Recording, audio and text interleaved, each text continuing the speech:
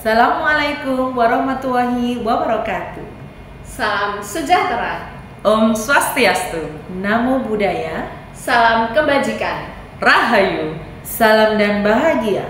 Salam guru penggerak. Tergerak, bergerak, menggerakkan. Perkenalkan, kami adalah CGP Angkatan 11 Provinsi Jawa Timur kelas 168P. Dengan fasil adalah Ibu Siti Asia dan juga PP kami bernama Ibu Marlin Waisa. Sebelumnya kami akan memperkenalkan diri terlebih dahulu. Saya adalah Okta Kristi Anastasia dari SMAK Kolese Santo Yusuf Malang, dan rekan saya Farah Nazila dari SMP Negeri 20 Kota Malang, dan juga rekan saya Monica Sinta Omega dari SMPK Kolese Santo Yusuf 2 Malang. Kami di sini akan melaksanakan demonstrasi kontekstual pada modul 2.3 dengan tema coaching dalam supervisi akademik. Selamat menyaksikan.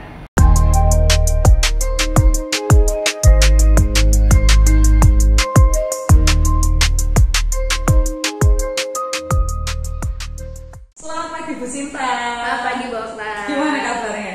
Luar biasa nih pagi ini, meskipun mendung saya tetap bersemangat. Oke Bu Sinta, karena akan melakukan proses coaching, saya di sini akan menjadi supervisornya Bu Sinta yang akan mengamati perbincangan yang terjadi di dalam proses coaching nantinya. Tapi sebelumnya itu saya akan menyampaikan beberapa hal. Salah satunya adalah tentang rubrik penilaian dari observasi saya ketika Bu Sinta melakukan coaching. Rubrik penilaian ini adalah sebuah rubrik yang akan saya jadikan acuan ketika nanti saya membersamai Bu Sinta dengan coachingnya ketika proses coaching itu berlangsung. Nah, saya harap Bu Sinta nanti ketika melakukan coaching memiliki prinsip menjadi seorang coach, yaitu kemitraan yang pertama, yang kedua adalah proses kreatif, lalu memaksimalkan potensi serta kompetensi inti coaching, yaitu ada presence, mendengarkan dengan aktif, dan mengajukan pertanyaan berbobot dengan menggunakan teknik RASA atau teknik rasa. Juga jangan lupa pula nanti ketika coaching berlangsung, Bu Sinta juga menggunakan alur tirta, yaitu tujuan, identifikasi, rencana, dan tanggung jawab. Nah, itu adalah rubrik penilaian yang nanti akan saya jadikan acuan untuk mengobservasi dan mendampingi Bu Sinta ketika proses coaching. Sebelum itu saya juga ingin menanyakan beberapa hal kepada Bu Sinta. Yang pertama, kompetensi coaching apa yang ingin Bu Sinta kembangkan pada proses coaching kali ini? Baik, seperti yang Bu Okta sampaikan tadi, saya berencananya untuk kompetensi yang ingin saya capai yaitu mendengarkan coaching dengan RASA tadi. Dimulainya dengan memperhatikan pembicaraan, menerima semua cerita dari coach dan memberi apresiasinya dengan memberi jawaban yang sesuai dengan yang diharapkan coach. Salah satu caranya juga dengan mengajukan pertanyaan-pertanyaan yang memperdalam untuk mencari penyelesaian dalam masalah itu, dan itu semua akan dirangkum dalam tahap ini summarize, yaitu menangkap kesimpulannya sehingga harapannya nanti coach bisa menemukan solusi atas permasalahannya. Selain itu juga saya juga mau memakai alur tirta Bu Okta yang disampaikan tadi. Dari dua kompetensi yang ingin Bu Sinta kembangkan nanti secara spesifik, apakah ada yang ingin Bu Sinta lebih perhatikan lagi di dalam observasinya nanti? Ada Bu Okta, saya lebih ingin memperdalamnya di bagian RASA itu tadi Bu Okta. Oh, rasa ya? Iya, khususnya untuk mengajukan pertanyaan-pertanyaan yang berbobot, yang dalam, sehingga coach saya benar-benar menemukan solusi untuk permasalahannya nanti. Berarti Bu Sinta ini ingin mengembangkan mendengarkan yang secara aktif begitu ya Bu? Ya, karena memang mendengarkan secara aktif ini adalah kunci untuk menggali potensi dan banyak hal lainnya dari coach, teman bicaranya Bu Sinta nanti di dalam coaching. Baik, setelah itu Bu Sinta juga pasti memiliki indikator keberhasilan yang ingin dicapai, ya kan? Nah, apa saja indikator keberhasilan yang Bu Sinta harapkan di dalam proses coaching nanti? Baik, indikatornya sih saya berharap coach saya nanti bisa menemukan solusi atas permasalahannya itu tadi. bahkan bukan hanya satu solusi, mungkin coach saya bisa menemukan opsi lainnya untuk menyelesaikan masalahnya itu tadi. Baik, kurang lebih itu saja yang ingin saya tanyakan kepada Bu Sinta saya sebagai supervisornya. Nanti kita bertemu dalam proses coachingnya ya Bu Sinta. Ya, Selamat pagi. Baik, terima kasih Bu Okta untuk supportnya. Selamat pagi. Baik. Selamat siang Bu Farah. Selamat siang Bu Sinta. Kabarnya hari ini bagaimana Bu Farah? Hari ini alhamdulillah luar biasa. Oke. Dari pagi tadi kesibukannya apa nih Bu Farah? Tadi pagi selain saya ngajar, hari ini saya ada 2 kelas. Hari ini di sekolah saya juga menyambut sebagai Master of Ceremony, menyambut serah terima mahasiswa PPL calon guru, seperti itu. Luar biasa, kegiatannya padat ya Bu Farah. Lumayan alhamdulillah. Tetap Sebiasa semangat. Tetap semangat. Iya. Baik Bu Farah, ini pertemuan kita hari ini nih katanya kemarin Bu Farah mau berbagi cerita ya. Ada apa ini Bu Farah? Ya, seperti orang-orang lain Bu Sinta, setiap hari itu pasti ada hal-hal yang perlu dikeluarkan. Ya. Saya pun seperti itu, merasa banyak hal yang harus dikeluarkan sehingga tidak menjadi beban sih kalau buat saya, karena kalau hal-hal itu saya tipenya orangnya yang kalau semuanya saya pendam sendiri, itu saya takut terjadi satu ledakan-ledakan yang di luar kontrol seperti itu. Iya. Oke Bu Farah, berarti ini ada sesuatu yang mengganjal di dalam hati ya, rasanya kayak mau meledak. Iya, sebenarnya tahap yang sangat-sangat mau meledak itu sih belum. Tapi untuk antisipasi saja, makanya itu saya senang sekali ketika kita punya rencana bersama untuk melakukan Bu Sinta sebagai coach saya sebagai coach itu sesuatu hal yang cukup melegakan buat saya, karena saya pasti akan punya momen untuk berbagi rasa seperti itu juga. Baik Bu Farah, mari kita berbagi rasa ya untuk mengantisipasi ledakan itu tadi ya. Benar sekali. Ada cerita apa ini Bu Farah? Iya, sebenarnya ini begini Bu Sinta. Ya. Kalau saya sih kan punya dua tugas, 2 peran. Selain sebagai ibu, sebagai istri di rumah, juga sebagai guru di sekolah. Sebenarnya sih kalau kita ngomong kodrat saya sebagai perempuan, ya jadi ibu, jadi istri itu hal yang menurut saya ya memang itu sudah dari Tuhan, itu saya jalankan saja. Cuman peran tambahannya, itu tugas tambahan ini yang memang kadang seringkali memunculkan saya tidak kalau dulu saya mengatakan jadi masalah, tapi sebenarnya semakin kesini itu tidak menjadi masalah, tapi menjadi beban tersendiri untuk diselesaikan dari beban di sekolah. Sip Sinta yang ingin dibagikan rasa. Baik Bu Farah, berarti di sini Bu Farah ini sedang ada di 2 sisi ya, sebagai seorang istri dan seorang ibu. Lalu yang kedua sebagai guru ya, karena pekerjaan Bu Farah adalah guru. Lalu masalahnya ini ada di yang posisi kedua tadi benar. Di sekolah berarti benar.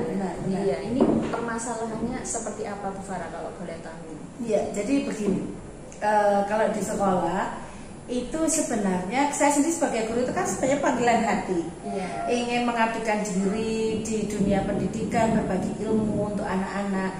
Itu saya sebenarnya masih bisa menghandle sih Bu, kalau itu hal-hal yang berkaitan dengan anak-anak, karena memang saya sudah memposisikan diri untuk mengabdi untuk mereka. Sebaliknya murid pun itu menganggap saya itu tidak hanya sekedar sebagai guru, tapi juga sebagai ibu mereka di sekolah.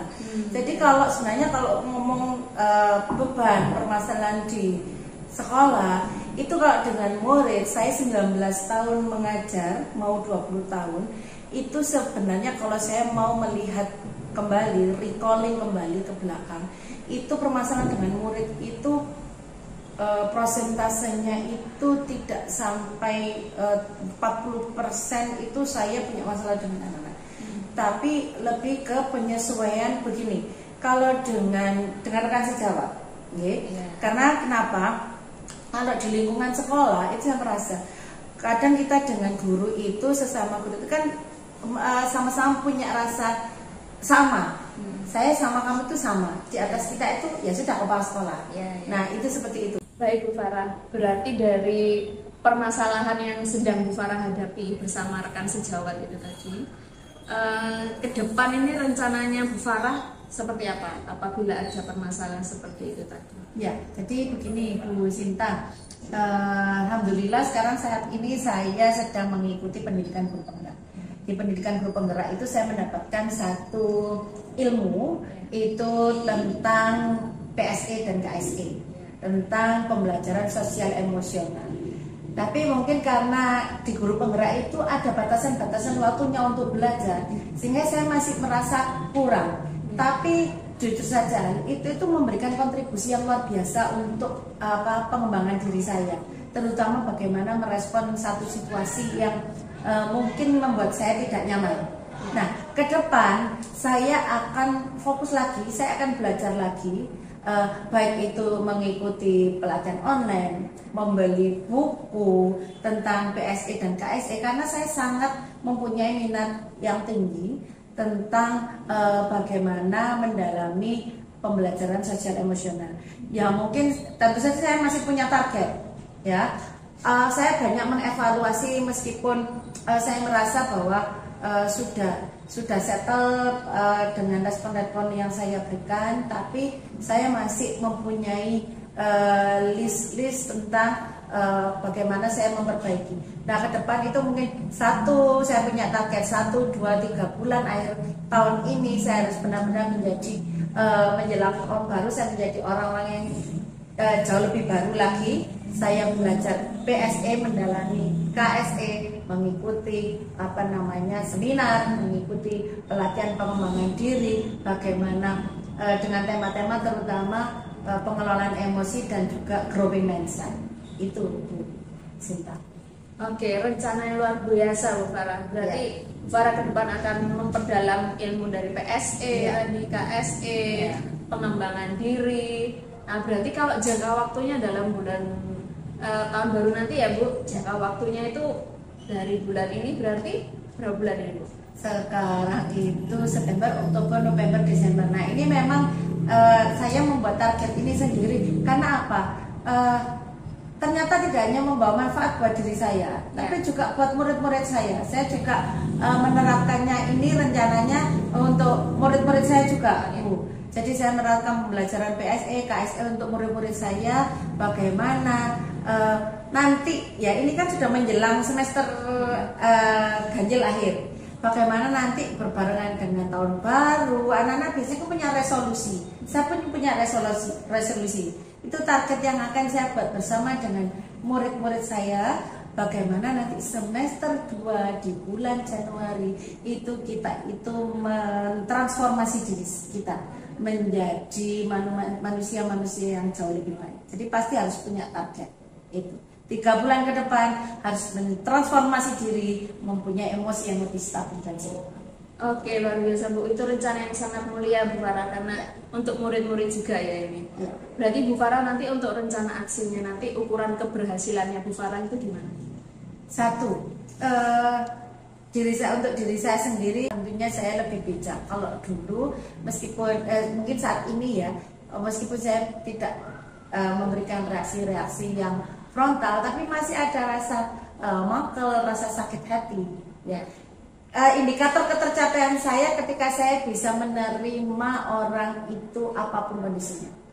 Ya, meskipun itu saya bisa legowo. Targetnya tahun depan transformasi itu sudah harus bisa terlaksana dengan baik. Siap, targetnya lebih legowo lagi ketika menghadapi orang lain. Menerima orang dengan segala kekurangan dan kelebihannya. Baik, luar biasa Bu Farah. Berarti ini harapannya Bu Farah. Kita ngobrol-ngobrol hari ini harapannya apa nih Bu Farah? Harapan saya dari pertemuan kita kali ini, Bu Sinta sebagai coach saya sampai pada satu titik saya bisa menerima segala kekurangan dan kelebihan orang lain. Seperti itu Bu Sinta. Baik Bu Farah, Semoga harapannya Ibu Farah ini bisa terwujud sampai tahun baru nanti ya Bu Farah ya. Iya. Baik, semoga terwujud dan benar-benar bisa menjadi jati dirinya Bu Farah juga. Iya, ya. Baik. Ya, terima kasih Bu Sinta sudah meluangkan waktu untuk saya ngobrol-ngobrolannya dengan saya sehingga juga mampu meringankan beban saya. Sama-sama Bu Farah. Terima kasih sudah mau sharing dengan saya ya Bu Farah. Baik. Kalau gitu ada lagi yang mau disampaikan Bu Farah? Saya rasa untuk kali ini sudah cukup, Bu Sinta sudah cukup melegakan buat saya. Baik. Terima kasih. Oke, terima kasih kembali ya Bu Farah ya. Sama-sama. Selamat siang. Siang. Demikian demonstrasi kontekstual yang telah kami sampaikan. Kami sebagai supervisor, coach, dan coachee dengan 3 siklus. Semoga apa yang kami tampilkan tadi bisa memberikan manfaat bagi kita semuanya. Terima kasih.